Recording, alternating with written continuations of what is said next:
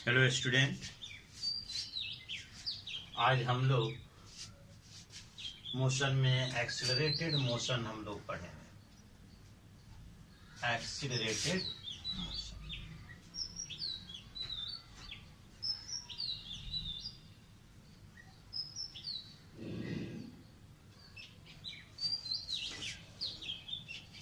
तो सबसे पहले हम जानते हैं कि एक्सीलरेशन किसे कहते हैं। एक्सीलरेशन किसे कहते हैं?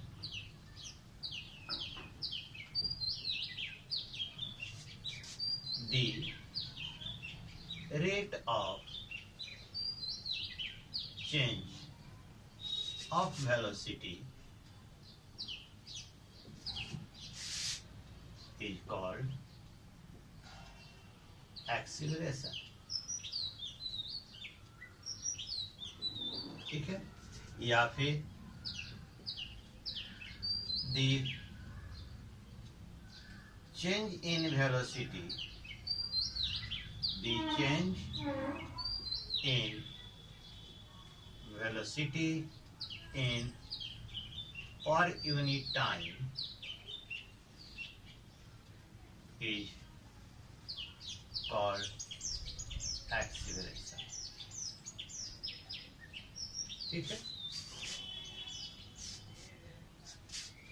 Generally it is denoted by a small। ठीक है, it is a vector quantity। it is a vector quantity या एक वेक्टर क्वांटिटी। एक्सीलरेशन जो होता है वह वेक्टर क्वांटिटी होता है ना। It's SI unit is metre per second square. इसका एसआई यूनिट जो होता है मीटर पर सेकंड स्क्वायर। तो the rate of change of velocity is called acceleration, या change in velocity in per unit time is called acceleration। Since it is related to velocity, not to the speed, so it is also a vector quantity and it is always be measured in meter per second square in SI unit। Clear? Now see, how can we derive the mathematical form? है ना, इसी से हमारा equation of motion का first relation हमारा आता है। ठीक है, जरा उससे पहले हम देखें कि जो एक्सीलरेशन है, एक्सीलरेट मीन्स क्या होता है? वृद्धि करना। ठीक है, तो यानी कि velocity increases by the equal amount. Velocity जो है इंक्रीजेज बाय इक्वल अमाउंट। तो यहां हम देखें एक्सीलरेशन को हम दो तरीके से देखते हैं। एक को सिंपली एक्सीलरेशन कहते हैं, सिंपली एक्सीलरेशन, और दूसरे को डी एक्सीलरेशन। डी एक्सीलरेशन या रिटार्डेशन।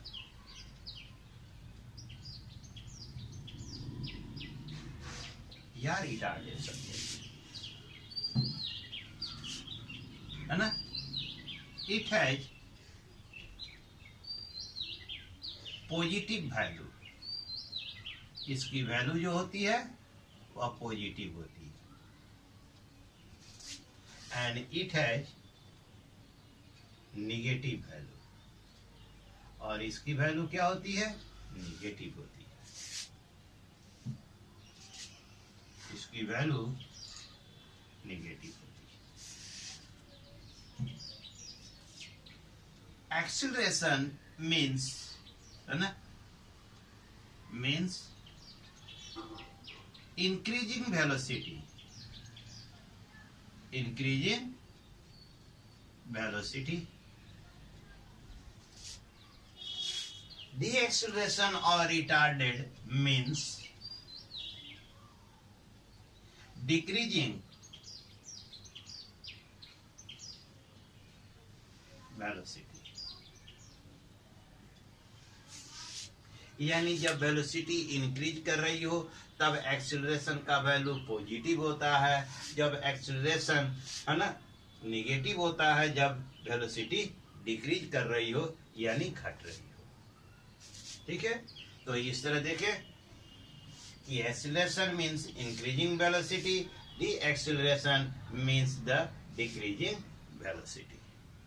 ठीक है, जिस तरह हमने वेलोसिटी में uniform velocity, non uniform velocity पढ़ा था, ठीक उसी तरह यहाँ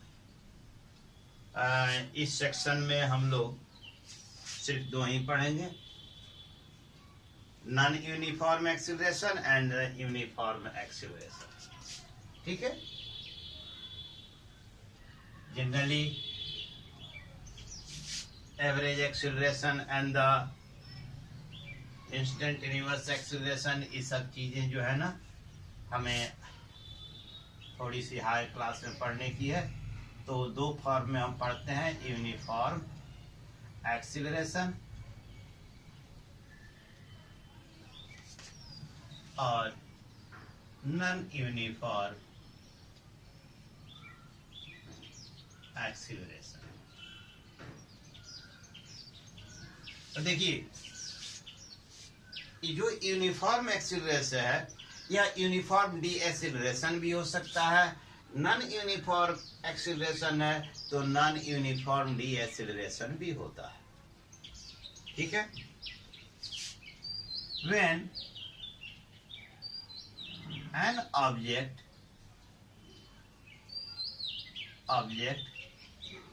changes its velocity by an equal amount in equal interval of time। ठीक है, equal interval of time whatsoever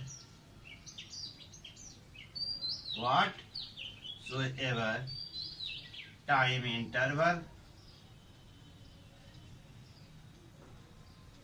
be small। ठीक है, then it is known as uniform acceleration।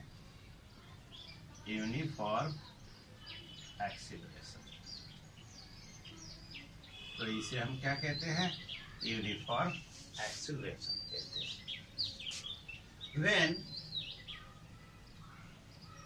an object changes its velocity by unequal amount in equal interval of time or vice versa, then it is known as non-uniform acceleration। ठीक है, non uniform acceleration को variable acceleration भी कहते हैं। इसे हम D acceleration के भी, when an object changes its velocity, this is the in an increasing way, but when an object है ना decreases its velocity by an equal amount in equal interval of time, then the velocity is called deceleration।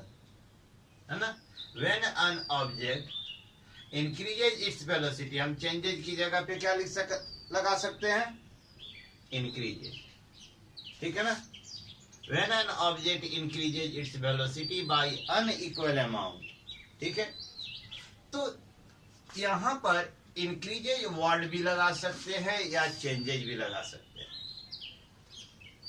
ठीक है। तो changes हम लगाते हैं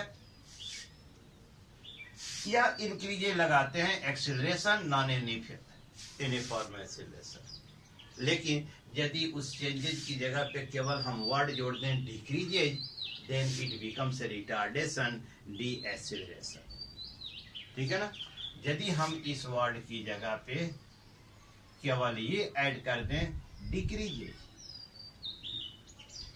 ठीक है ना, तो हमारा ये क्या हो जाएगा, डिक्रीजेज ऐड कर दें तो ये जो नॉन यूनिफॉर्म, ये जो एक्सीलरेशन है ये रिटार्डेशन हो जाएगा,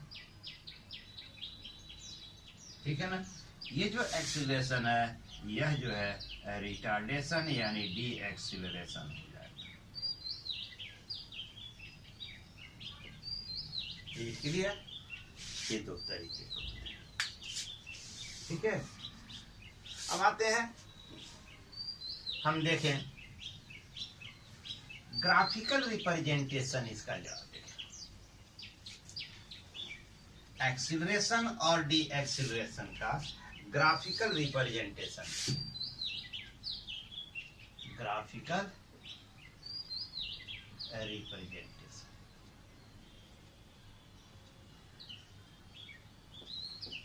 ठीक है। तो इसमें भी हमारा वही सिद्धांत काम करता है, time always be represent on x-axis,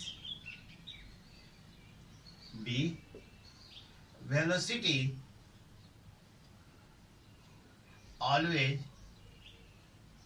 be represent on y-axis, इसे हम y-axis। तो टाइम हमेशा हम किस पर रिप्रेजेंट करते हैं, एक्स एक्सिस पर, और वेलोसिटी किस पर, वाई एक्सिस पर। और इसमें जब हम ग्राफ ड्रॉ करते हैं तो इसमें जो लाइन, जिस तरह की हमें लाइन प्राप्त होती है, उसी नेचर के आधार पर हम प्रिडिक्ट करते हैं कि एक्सीलरेशन यूनिफॉर्म है या नॉन यूनिफॉर्म है, ठीक है। अब आइए देखते हैं पहला यूनिफॉर्म एक्सीलरेशन का, यूनिफॉर्म एक्सीलरेशन के लिए ग्राफ का नेचर कैसा होता है। देखिए ये हो गया हमारा X axis, origin, Y axis. इस पर हम हमेशा वेलोसिटी रिप्रेजेंट करते हैं, वेलोसिटी भी मीटर पर सेकंड में। इस पर हम हमेशा टाइम रिप्रेजेंट करते हैं सेकंड में।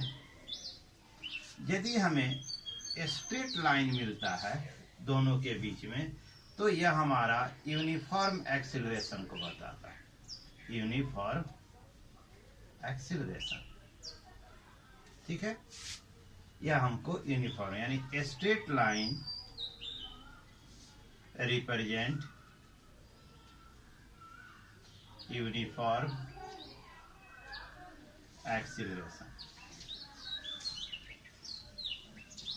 अब हम बी नंबर देखते हैं, second, non uniform acceleration. Non uniform acceleration, non uniform acceleration.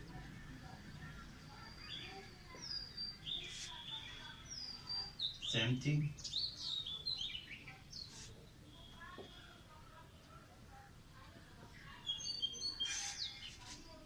यदि हमें ग्राफ लाइन मिलता है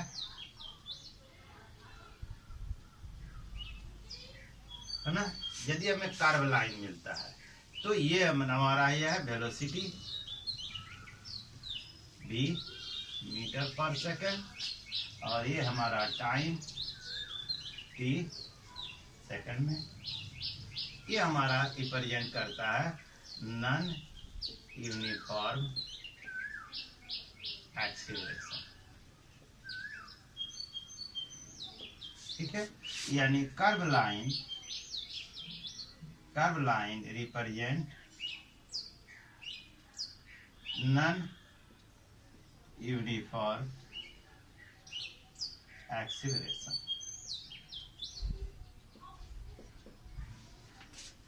अब एक चीज हम आते हैं, अब कुछ ग्राफ का रिप्रेजेंटेशन देखें और उसका नेचर, उसके मीनिंग को समझें। सपोज दैट एक ग्राफ है, ये आपके पास एक ग्राफ है,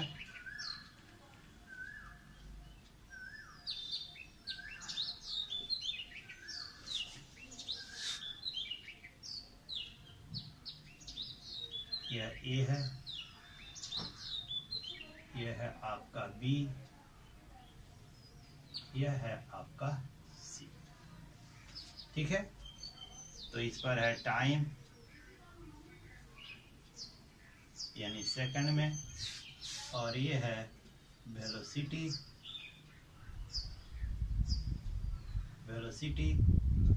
भी मीटर पर सेकंड। ठीक है, अब यहां देखें, तीन बॉडी है which is uniformly accelerated, which has an increases with a greater velocity, which move with object move with the has the higher velocity। तो इसे हम जानने के लिए सबसे बढ़िया है हमारे पास कि हम यहाँ से ए बी सी हम देखें तो दो तरीके हैं। इन तीनों में सबसे अधिक है ना, कौन है जो अधिक वेलोसिटी के साथ रन कर रहा है।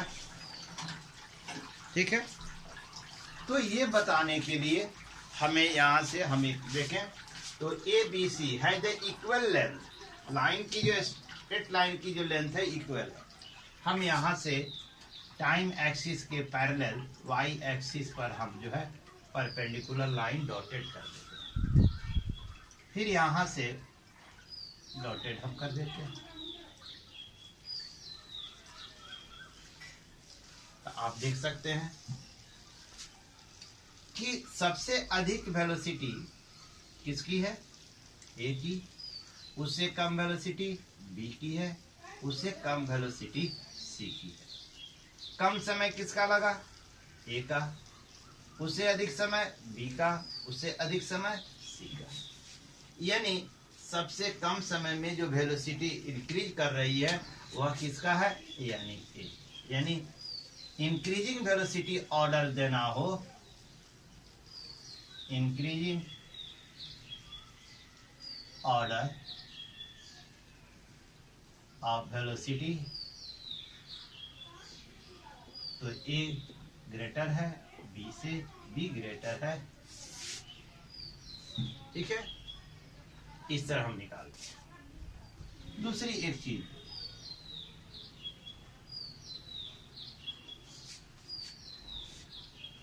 एक्स वाई टाइम टी, ये है वेलोसिटी ई मीटर पर सेकेंड, ये सेकेंड में है। ठीक है, this is the uniform acceleration. ठीक है, we can find out at any instant acceleration of the body. Suppose that we have to find, जैसे आपने ये टाइम रिप्रेजेंट किया हुआ है, ये वेलोसिटी रिप्रेजेंट किए हुए हैं, तो किसी समय आपको मान लीजिए कि इस समय पर आपको ज्ञात करना है कि ऑब्जेक्ट की एक्सीलरेशन कितनी है। तो मान लीजिए पॉइंट ए है, ये बी है, ठीक है। तो अब देखें D slope of a straight line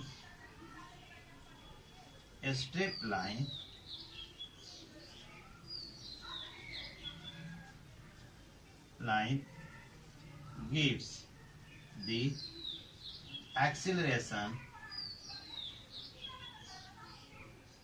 of object, है ना, at any instant, है ना, ठीक है। तो हम देखें ये स्लोप क्या हो गया, स्लोप ओ ए, स्ट्रेट लाइन की स्लोप ओ ए है, तो कैसे निकालते हैं, परपेंडिकुलर बटा बेस, तो ए बी बटा ओ बी। ये ए बी क्या है, ये गिव द वेलोसिटी, और ओ बी क्या है, टाइम, ठीक है ना। यानी slope O A, slope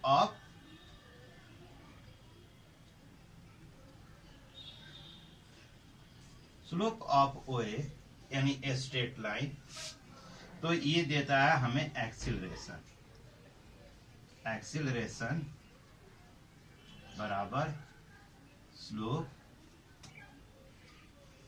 of a straight line, यह हमें देता है। तो हम इसके जरिए we can calculate the acceleration, ठीक है। अब आइए कुछ और इस पर देखते हैं।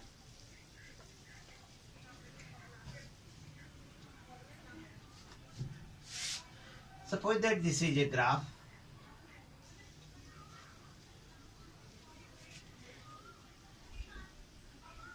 Velocity,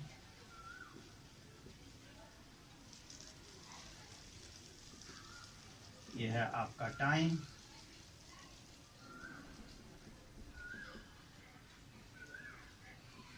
x Y, clear.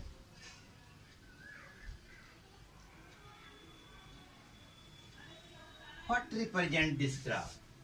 It represent the increasing velocity.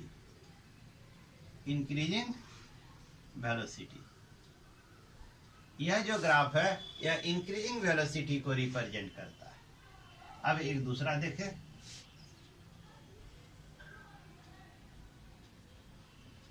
X Y, ये ऐसा हो ग्राफ, तो यह डिक्रीजिंग वेलोसिटी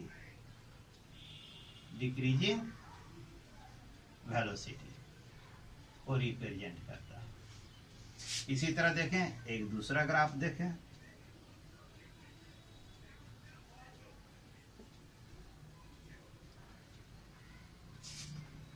ऐसा हो, तो यह भी यूनिफॉर्म एक्सीलरेशन को डिनोट करता है, यूनिफॉर्म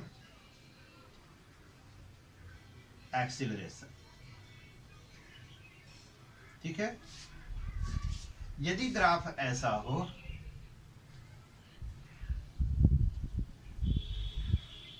तो यह जो है डी एक्सीलरेशन को रिप्रेजेंट करता है, ठीक है। तो हमें देखें, हमें ये 3-4 तरह के ग्राफ्स देखने को मिलेंगे, ठीक है। कि जो भी हमको ग्राफ मिलेगा कुछ इस तरह का ग्राफ मिलेगा, तो हमें ये डी एक्सीलरेशन को यानी कि वेलोसिटी डिक्रीज कर रही है, और इस तरह का ग्राफ मिलता है तो वेलोसिटी इंक्रीज कर रही है यानी यूनिफॉर्म एक्सीलरेशन को रिप्रेजेंट करता है। इस तरह का ग्राफ मिलता है तो रिटार्डेशन यानी कि डिक्रीजिंग वेलोसिटी, रिटार्डेशन,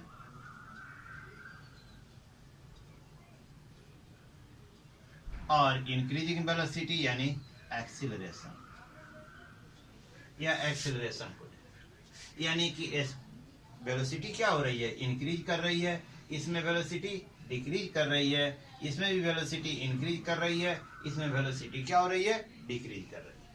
तो इस तरह के ग्राफ हमें देखने को मिलते हैं।